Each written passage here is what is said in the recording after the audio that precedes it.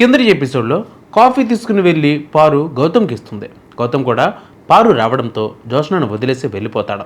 ఇక మరోవైపు కాంచనను జోష్న నిశ్చితార్థానికి పిలిచేందుకు అన్న దశరథ సుమిత్రలను చేర తీసుకుని వెళ్తారు. దానితో కాంచన సంతోషిస్తుంది. కానీ దీపాన్ని చూడటానికి ఆమె చేతులతో ఇచ్చిన వస్తువులేవి తినడానికి సుమిత్ర ఇష్టపడదనే విషయాన్ని తెలుసుకుంటుంది.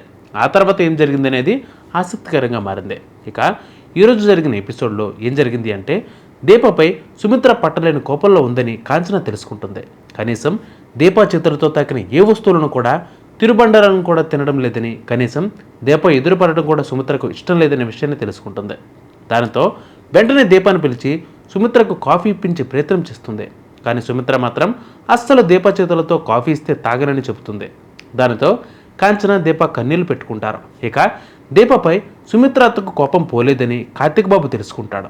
ఇక సుమిత్ర కాంచనకు బొట్టు పెట్టి సారే అందిస్తుంది. నువ్వు తప్పకుండా నా కూతురు జోష్న నిశ్చితార్థానికి రావాలని ఉంటుంది. ఆ సమయంలో సుమిత్రకు కాంచన కండిషన్ పెడుతుంది.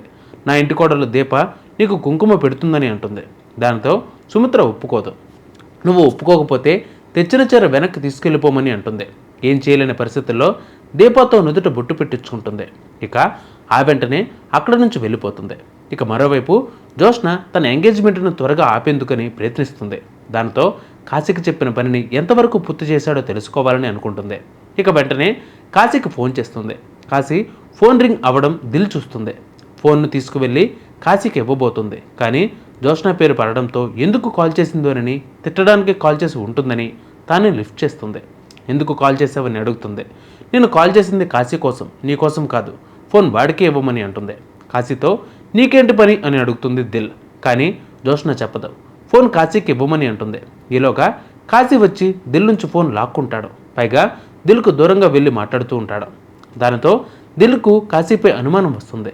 ఎందుకు ఎంత దూరంగా వెళ్ళి మాట్లాడుతున్నాడు అని అనుకుంటుంది. ఇక జోష్న కాశీని ఇంటికి రమ్మని చెబుతుంది. దానితో కాశీ సరేనని గౌతమ్ గురించి పలు విషయాలు తెలుసుకున్నానని అంటాడు. ఉదయం వచ్చాక పూర్తిగా చెబుతానని సమాధానం ఇస్తాడు. జోష్నను కలిసేందుకు కాశీ శివనారాయణ ఇంటికి ఉదయమే వస్తాడు.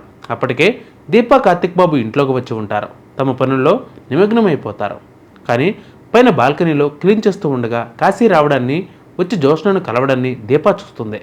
కాశీ జోష్నతో ఏదైనా గొడవ పడుతున్నాడేమోనని సందేహిస్తుంది. కానీ కాసేపటికే వాళ్ళిద్దరూ మాట్లాడుకుంటున్నారని తెలుస్తుంది. ముఖ్యంగా గౌతమ్ డేటా అనే 2 పదాలు దీపకు వినిపిస్తుంది. దీనితో గౌతమ్ గురించి జోష్న కాశీతో ఏదో ప్లాన్ చేసిందని దీప గ్రహిస్తుంది.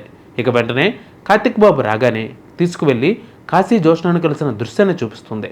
దీనితో జోష్న కాశీతో ఏదో ప్లాన్ చేసిందని, ముఖ్యంగా దీపాను ఇరికించేందుకు కుట్ర పన్నుతుందని సందేహిస్తాడు.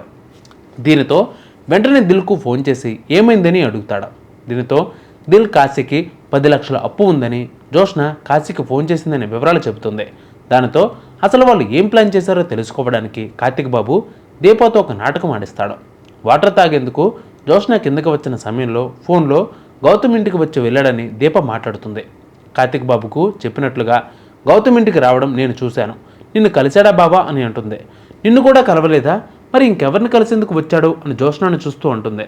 ఫోన్ పక్కన పెట్టేసి కాశీ మిమ్మల్ని కలిశాడా అమ్మగారు అని దీప అడుగుతుంది. నన్నెందుకు కలుస్తాడని జోష్న బదిలిస్తుంది. వాడితో నాకు పడదు కదా అని అంటుంది. కొందరితో గొడవలు ఉన్నా వాడుకోవడం కోసం కలిసి ఉండొచ్చు కదా అని దీప సందేహిస్తుంది. దీనితో జోష్న షాక్ అవుతుంది. అసలు దీప కాశీ రావడం చూసి మాట్లాడుతుందా, చూడకుండా మాట్లాడుతుందా అనే మనసులో అనుకుంటుంది. ఇక ఆ తర్వాత ఏం జరిగిందనేది ఇప్పుడు నెక్స్ట్ ఎపిసోడ్పై మరింత ఆసక్తిని పెంచుతుంది.